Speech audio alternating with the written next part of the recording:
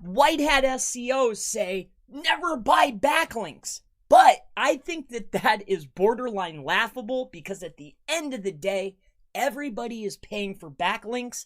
And in this video, I'm going to discuss why. My name is Chris Palmer.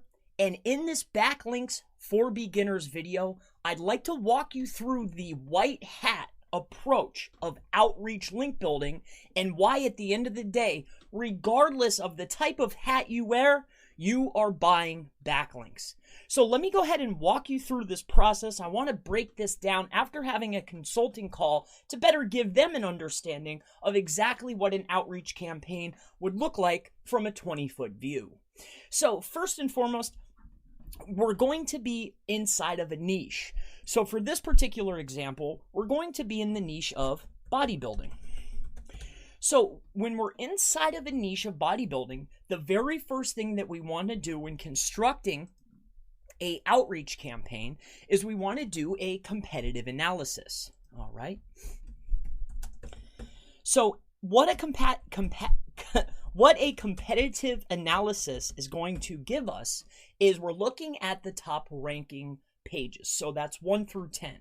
When we're doing that competitive analysis and figuring out who's 1 through 10, the very next step is we want to then make a list, compile a list of those top rankers, and we want to then pull out one of our favorite tools. This is a link analysis tool.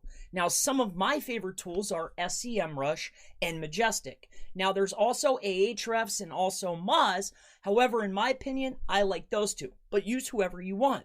So we want to do a backlink analysis.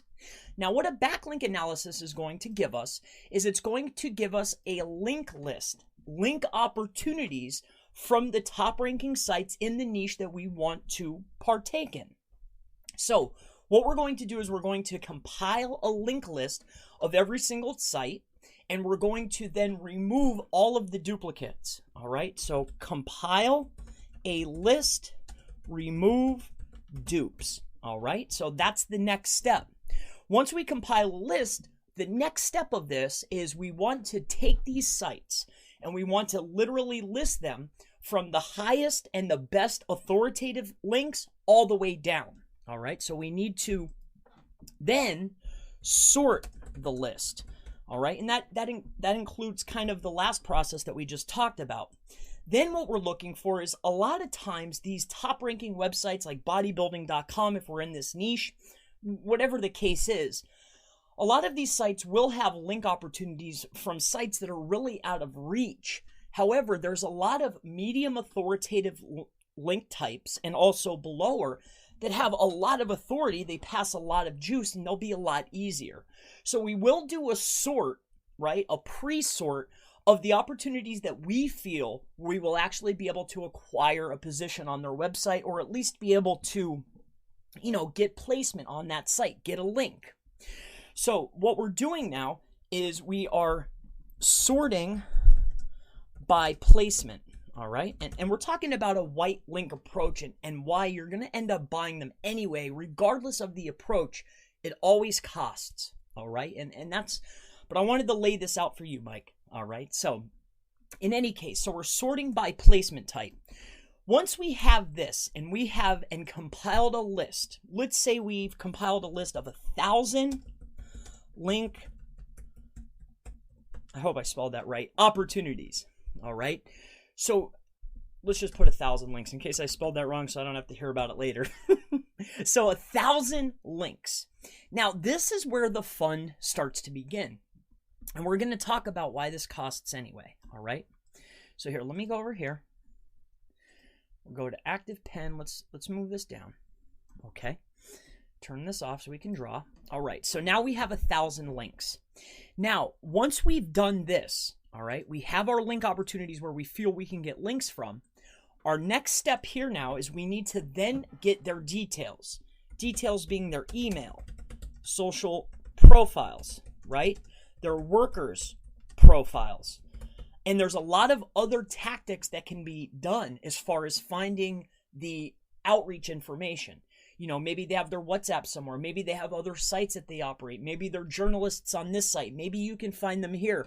Maybe you can find their name. You can't find any of their details, but maybe you can find a friend's information on Instagram and you see that, hey, here's their face. It's in a different name, so people aren't bombarding them, right? It takes a lot of work to end up getting this section right here, the email outreach, the information that you actually need.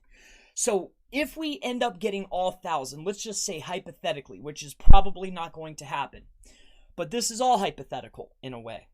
So out of those thousands, if I do an outreach campaign, let's say that all of them get the emails, okay? All of them respond. But out of that 1,000, I would probably say 10 to 50 of those people will be willing to give you a reciprocal link. So it could be a reciprocal link type. Now, with that being said, all right, if one of them is a reciprocal or 10 of them or 5 of them are reciprocal, the other ones will be willing to give you a link opportunity, but for something in exchange, whether it's another link or it's going to generally be for a piece of content. Now, out of those thousands, the 10 to 50, yep, they're going to give you an opportunity complimentary or for a link or for a piece of content. But I can guarantee you that out of that 1,000, 200 people will say, sure, for X amount of dollars. Generally, they start high. Now, out of that 200 that ask for money, where the cream is at, and where I generally like to build links, but I will also buy them, is by asking for what I call a niche edit, all right, or a link insert. Now, out of this 200, 20 or maybe 30 of these people will say, okay, and this is usually a better opportunity. I'll give you a link on this particular page, and I generally want a page that's already getting traffic, already has other backlinks, this is another key piece of information. It also has really good internal linking coming to the page. Then this could be worth anywhere between $20 to $50, all right? But generally within this range is where I like to be. So how everybody is actually buying links, and this is what I want to discuss, regardless of the hat you wear, which I have to agree with another SEO. He said it doesn't matter, which is so true. At the end of the day, I want you to take a look here. Doing a competitive analysis, this is time. Okay, we'll put a T here. Doing a backlink analysis, more time. Completing a list of the opportunities and sorting the list is time. Sorting by placement is time. Creating the link list of opportunities and putting everything together, these should really be together. It's one action. And then literally sending it out, this is time. And generally, this step here of the social profiles, you might not even get a response the first time. Link building is all about building relationships. It could be a few emails back and forth. It could be you understanding and learning about their business to send them a message on Twitter for them finally to give you a message and say, hey, okay, and start talking to you. It's all about building relationships. This amount of time here is so massive. On top of that, if these people end up messaging back, then you still have to produce a piece of content. This could be, depending on the length, this could be anywhere between $100 and $300. And if it's on a quality blog, you're not going to be able to get away with low quality content that isn't optimized, nor would you want to put your name out there with low quality content. Now, with this here, each of these steps, this is where people will generally fall to, and why it ends up being that a majority of people end up buying links anyway is because, hey, I could just get a link on a quality blog. It's only $200. Maybe you could talk them down to $100, right? Or better yet, here, this opportunity here, $20 to $50. Now I have links that have traffic. I have links that are already established. I just want a quick link insert with the anchor text that I want. And that's another problem too when doing outreach. You don't know what anchor text they're going to do.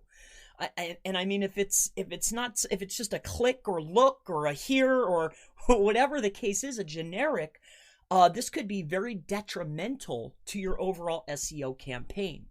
So this is what a overall white hat, okay, outreach campaign would look like. I'm sure there's a lot of different caveats and some people would do it differently, but this is pretty much what you're doing. You're seeking and looking for link opportunities that are niche specific and ordering them from best to worst, and then doing an outreach campaign and finding their details and praying that you could get a quality link for a fair price or in exchange for a piece of content or a reciprocal link. So at the end of the day, regardless of what type of approach you're taking, when you're doing link building, if you're doing it the very long and hard way, at the end of the day, you're still buying links to get a do follow link. You're still putting in a lot of work and time. Time is your money. So my name is Chris Palmer. I hope that this was helpful for you for understanding an outreach process and why it might just be easier for you to buy links. I want to give you a quick tip to end the video on. If you are deciding to buy links, all right, say you're looking for a PBN provider, let me leave you with this. If you find a PBN provider out and about on the web and they're broadcasting their whole link profiles openly, please steer clear of those particular link vendors. Secondly, if you end up, if you message them and they say, I'll give you a list of all built links, this is yet another red flag. Also, if you are just going out and finding them and they haven't been recommended by a reputable person that you trust, or you haven't heard about them through a reputable person, I might steer clear. You can also find a lot of PBN gems by doing analysis in some of the harder niches and hunting down and finding where those links are coming from, because a lot of times these larger providers will have more than one niche. So I hope that this backlinks for beginners video has been helpful for you. I hope that this has brought value. My name is Chris Palmer. If you have any further questions about building backlinks or how to get do follow backlinks, feel free to go ahead and ask in the comments below, and I certainly look forward to seeing you in the next Backlinks for Beginners, How to Get Do Follow Backlinks video. Have a wonderful day.